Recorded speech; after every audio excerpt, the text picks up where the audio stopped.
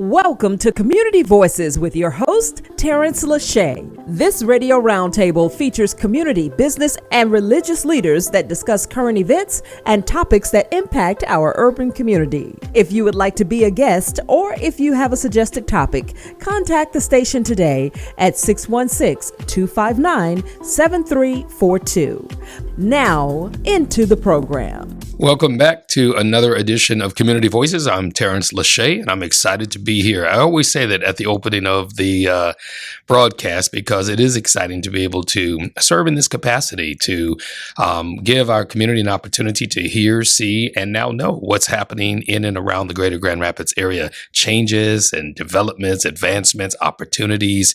So if you haven't told a friend, tell a friend and share this information. We're both on YouTube. We are also live here on Fridays at 12 noon. So we'd love for you to be a part of what's happening. If you've got a topic or a conversation that you'd like to have, let us know. Reach out to the station and we'll be more than happy to get you slotted in for an interview. Speaking of interviews, I am honored today to have in the studio a woman who served our community in various capacities over time, but now she's in a new role, and that is none other than Lasandra Gaddy, and she's with the Grand Rapids Community Foundation. Mm-hmm. Welcome. Thank you so much, Pastor. I'm so excited to be here. Well, I'm glad. This is not your first time being here. In fact, it is not. I think in a previous role, you were sitting in that same chair talking about the impact that you are making. So let's reintroduce yourself to the community, the listening audience. So feel free. So I will start off by saying I have reclaimed my full name, which is Lasandra Gaddy. Yeah. And I like the La because, we got Lachey. So Lachey, but my daddy named me and I said, I'm going back to my full name. Well, good for you. And yes, I'm with the Grand Rapids Community Foundation and have been in the nonprofit sector for 17 years, which sounds just well, you were a baby when you started, so it's all fair. But wait, I was in for-profit corporate banking for 15 years. So even that saying that, I'm like, am I old enough for all this? Yes, God has been good. Yeah, so I think one of the unique things that I bring to my work here in the nonprofit sector is there's a few of us, just a handful of us, that have a corporate side that gives us really sometimes a unique lens into the nonprofit work that we do. But I'm a PK kid, so and I think I've told you that before. Yes. I'm a PK kid, so mission and work has always been centered around my life and community service, and so I hope I make my parents proud. I'm sure you do, and I know. Shout out to your husband. All right. Yes. Dean Arlen. And I think that you all are a great example of what it means to integrate your faith as well as your work, just in being in business, but also maintaining your Christian character and a reputation that says, oh, those are believers, but they're also outstanding in the fields that we call secular. I used to think that secular was a bad word. Secular. I did too. Yeah. Well, being in ministry, we were always taught, stay away from that secular stuff, I was like, circular or secular?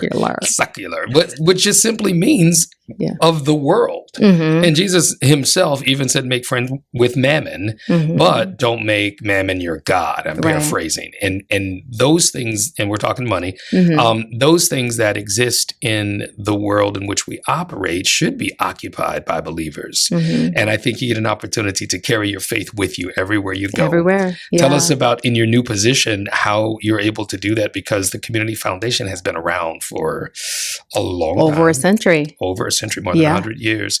And so this is obviously part of destiny or God's sovereignty, or maybe even an opportunity where you can represent. Yeah. And your question was, one more time? Well, just tell us how you bring your faith right into your work. Yeah. Well, a former pastor of mine used to say, people should see Jesus in you without you having to open up your mouth and having to, plop a Bible on their desk and just say, I love the Lord. Yeah.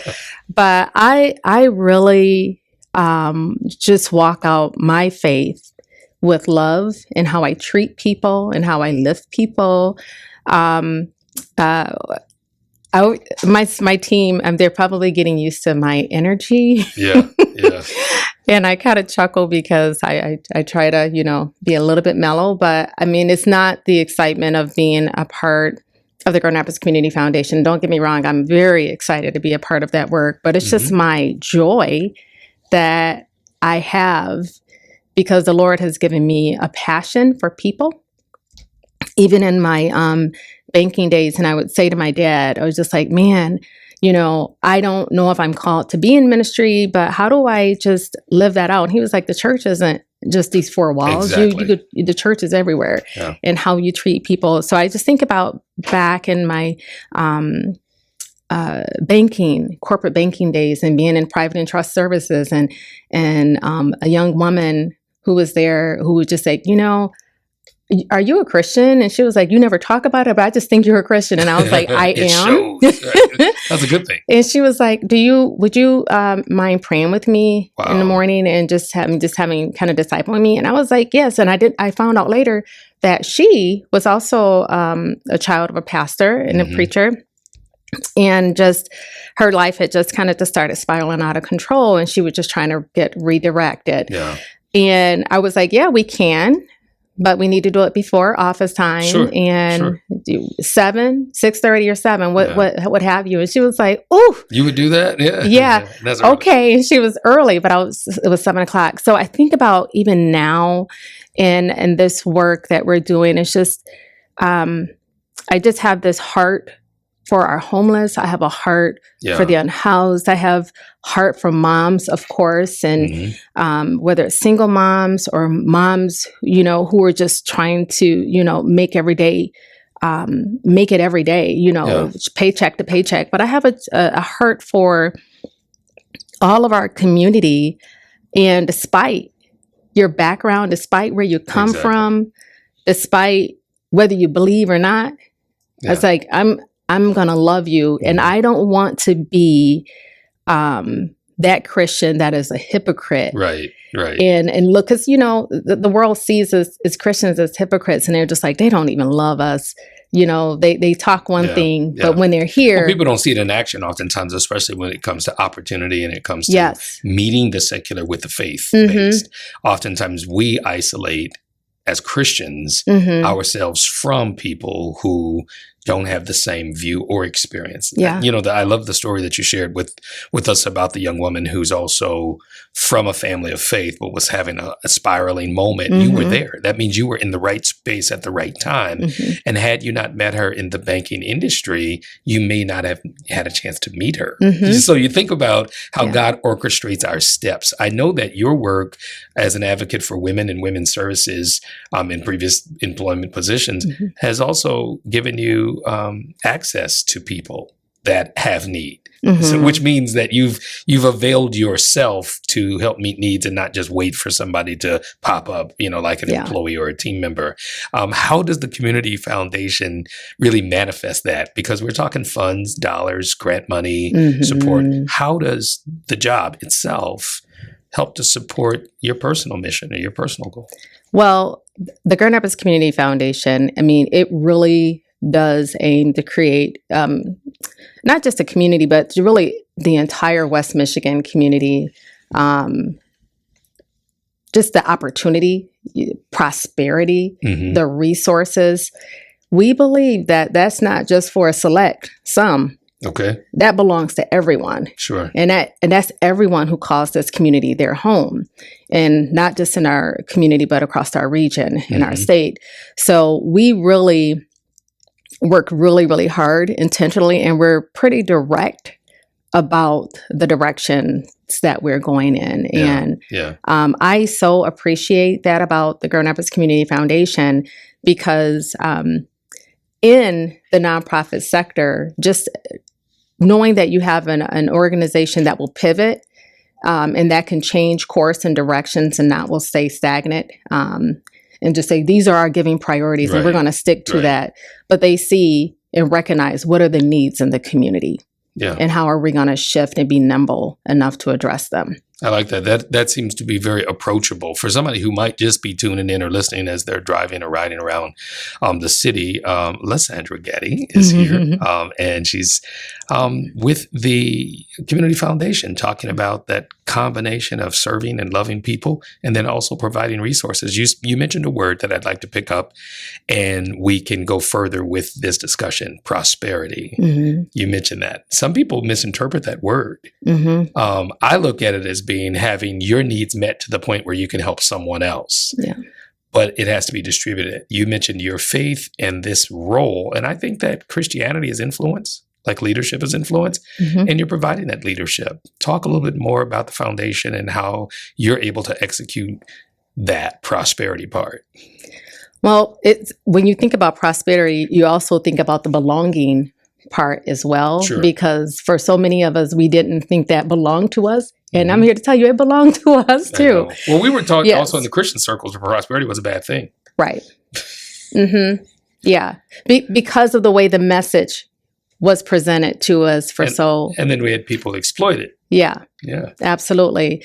But we're not here to exploit that, but we're here to make it accessible to families who it had traditionally not been accessible to. Great. And so for us, when I'm thinking about the future of the Grand Rapids Community Foundation, we next spring will be embarking in a strategic planning process that will include our board, our staff, and convening community partners and constituents to bring many voices to the future work for the next century of work that we're going to be leading into. So that's going to be really important, that leadership on my behalf, but the leadership within our community, the leadership within our team and our board to really look at what are the priorities and what priorities we should be addressing at the foundation. We cannot do everything, nor should we be doing everything. We have so many incredible philanthropic partners in the community, other foundations that are supporting and granting to incredible work here. But for us, it is critically important that as we move into our future, that we make it very clear and transparent to our community what we support and how we're going to support. Sure. We'll talk a little bit about some of those examples, because I was just checking out that the statement regarding the foundation in and of itself is that it connects people, passion, and resources. People, passion, and resources. People, passion, resources. I love it. So talk about how you plan to do that as the new leader. Well, I plan to do that. Well, here, let me just say this. I'm not doing anything different from the perspective of, for a century, we have been connecting people, passion for so many years. And that's our students, that's our nonprofit partners, connecting students to scholarships and connecting our nonprofit partners to grants, working with community partnerships, funding, where our Black Legacy Fund, our Somos Community Odd Funds, our Youth Grant Committee, our LGBTQ plus funds that are supporting underrepresented communities and the communities. So the foundation sets up funds that are targeted to specific demographic groups. Yes. Which means nobody's left out. Nobody's left out. So everybody's not just kind of shooting for a vast pool of resources. There are some designated areas that are specifically allocated for those groups. That's specifically in those groups. And we're not doing the answers and giving all the answers. Those committees are coming together, have for a very long time. The Black Legacy Fund used to be the African American Heritage Fund many years. So we'll be celebrating 20 years next year with that fund. Awesome. And when you think about the legacy of that work, we can't in ourselves do everything. We need our community partners to help and guide ideas. With ideas. And I think that, for me, is that unique, that secret sauce that the Community Foundation brings to our community by convening those voices. So I would always say at my previous organizations that it has to be for them, by them. Exactly. And so we can't be out on the streets It's telling like the people the FUBU motto, right? For right, us, by us. right, for us, by us. Exactly. And so we need those voices to be lifted up and elevated. Yeah, well, what better voice to speak to the need of a community than someone from that community, as opposed to kind of the hierarchical, I'm benevolent and I'm going to help you. I saw, it's not even a meme. There's a channel that I follow on Africa. And I was teasing about all things Africa because I'm reconnecting personally with our African presence in the United States. But I saw an image where there was a woman with a loaf of bread, and she was actually going to all of these African children, giving them one slice of bread each. And as she was walking through, she'd grin and smile, and she'd give them a loaf of bread. And she happened to be, of European descent, looking real regal and almost even royal. And I'm not, bashing anybody. But it was a snapshot that kind of gave me this image of there are people who have, and then there are people who need. Yeah. And unfortunately, some people who have a superiority complex, not an inferiority complex, superiority complex, to addressing the needs of those who need. Talk a little bit about how you're breaking that down. It's obvious that this is your passion to break that down, to make sure that everybody feels dignified in receiving and also eligible. The Community Foundation, I will say they have always recognized that those that are closest to the problems are also the ones with the answers to those problems and can give us the rich feedback that we need. But I think the step that we can greatly improve on is just, although our community members, the participants, the clients that are being serviced by our nonprofits, how do we serve our nonprofits better, right? Not always financially, although as a former nonprofit leader, it's like, hey, let's talk financial first. So the P&L. Let's check that first. But we can't support every nonprofit financially. No one foundation can, right? It shouldn't, right? Or corporately. But how do we support them by equipping them? Because sometimes as nonprofit leaders, we miss it. And sometimes we have this God complex or this white savior sometimes mentality. So how do we help equip and empower and educate our nonprofit leaders so that they are serving our community at a higher level, serving them well, and recognizing that they too need to ensure that they have the voices at the table so that they can help direct their future, their mission, their vision, and their work that they're doing within that particular sector. We also, I also want to look at how do we better listen to them, and recognizing that just because we are the holder of the funds, this permanent endowment, doesn't mean that we don't have the answers and the solutions. You sound like you're talking about emotional intelligence. I mean, that may be something that is lacking or missing in many of our previous transactions of quote unquote benevolent support or community investment. I know that banks, credit unions, corporations, organizations all have dollars that they need to reinvest. You all become one of the catalysts for that. Talk about that connection, because there may be somebody listening who wants to know how does the money flow into a foundation and from the foundation? Right. So what I love about our work that makes us a little bit unique as a foundation is that we do fundraise too. So we're raising those dollars to greatly impact, because we have this strong permanent endowment, but the responsibility of us is to grow that. But we don't want to just hold on to this pot of money and not use it for the community that's in need. Sure. But there's, it's a catch to that. You can't spend it all, because you got to think about the future needs as well. Right. So I am so excited. I mean, we're in our final year of our capital campaign, our Centennial campaign. And my excitement around helping us get even closer to that $50 million goal that we have, because once we're closer and reach that $50 million goal, we can impact more work within the community. Absolutely. Not only within those identity or those community-led funds that are, for instance, almost Community Out or Black Legacy Fund opportunities, but impacting our nonprofits at even a greater level. Sure. Right. Not just, I mentioned, not only financially, right, but how do we impact them, whether a leader might need training or training clients and participants so that they are ready and equipped for board service. So a lot of times we ask our clients and our participants to serve, but we haven't even empowered them to do it.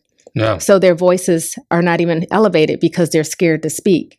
So I would love to see the foundation bring back that training. I mean, it used to be in our community, but then we brought it back, but it was only for emerging professionals. Right, I was going to say it was at a higher level, and the rung of that ladder is out of reach oftentimes for grassroots organizations or people who are meeting urgent needs in a smaller microcosm of the community, because communities have within them communities. And I mean, even the whole West Michigan community, you mentioned that in the opening of the talk, that it's not just Grand Rapids, it's this whole region. All of Kent County. All of Kent County. Which goes partly to the lakeshore and everywhere else. But there are people who have more resources than others. And I think the foundation is set up to meet the needs of people across the board at various levels. Yeah. The student population, talk a little bit about them, because I know you also have some previous board affiliation with the major university in this part of the state. And so you have a passion for kids and students. Yeah.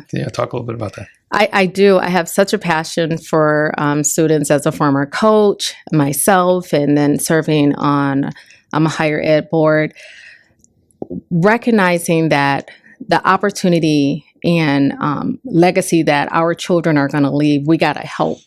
Get them there. And sometimes higher education, not a financial institution, but a higher ed institution or university might be that opportunity for them, but that is not for everyone. So, looking at other educational opportunities, whether it's GRCC has, oh my goodness, it's slipping my mind. You mean their leadership program? Not their leadership program. It's for those who are looking to get into plumbing. As far as the technical skills. The technical skills, yes. So looking at all of those type of opportunities, and how do we direct our students? As opposed to some of the traditional avenues of four-year university and then a master's program and so forth. So I've seen it. Four-year universities are not, and colleges are not for everyone. That's true. And sometimes we really push students there. They drop out. And they feel lost because we haven't presented. And I think we even have to do a better job at the middle school and early high school levels in presenting those opportunities, but also presenting them when you think about technical training opportunities, apprenticeship opportunities. They're usually looked at boys, and they say, these are a great opportunity. But what about little girls? Little girls are great CNC operators because they do math. They could do math well. And so STEM related fields and things like that. I think it's so important, the exposure, and if they see the opportunity. But I also believe that even with me being in this position, it's hard to see what you don't see. Right. I was going to say, let's talk about that, because in our last few minutes of this conversation, I want to celebrate the fact that you made it to this role based on a lot of hard work and based on the integrity of your passion and your career and your training. How did Lasandra get here? First I will say that it was a lot of people believing in me. First, my husband. Yes. He used to be whispering those types of things in these type of positions. I was like, that's not where God's leading me. You just didn't want to listen to your husband. Well, maybe. He's the first prophet of the house. Go ahead. But then it was this group of women. I remember when I was at WRC, Women's Resource Center, and before I got there, I was at another organization in housing, and they came and they said, you're restructuring all these organizations. You need to do one and call it your own, and you take the credit for it. There you go. And so a part of my banking that I learned from having a client who was a corporate takeover is that I learned how to restructure organizations. So from Mel Trotter Ministries, bringing an 18-year deficit into the black through my leadership while I was there, and then going to ICCF Community Homes and strengthening their financial positions operationally and really strengthening that advancement team so that they can continue to carry on and really helping us think differently about some things. And then going to WRC, where everyone would say, do what you did at the last organization. Right, because they saw you were leaving. Well, I was going to say that you were leaving a trail when in actuality you were making a legacy. Mm-hmm. You weren't just leaving a trail, but that good work opens the door for more good work, but it opens the door and leaves it open for others to come and follow the pattern of doing good work. And when I say good work, it's like good trouble. You're making a difference and an impact, not just to be a benefit to yourself, not just to increase your own bottom line, but you're changing the lives of people. Yeah. And it's about stewardship. Yeah. And that's another church term. Yeah. Another church term. And I say that everywhere I go, it's like, how do we steward the funds? We're responsible for these funds.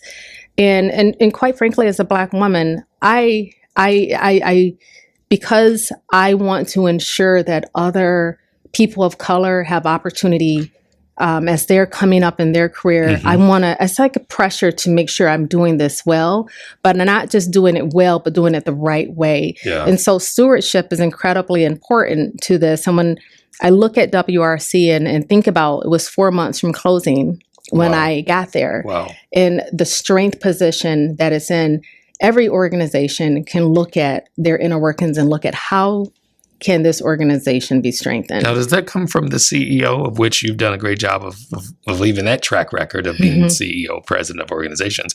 Does it come from that avenue, or are there other places that strength that you're talking about comes from?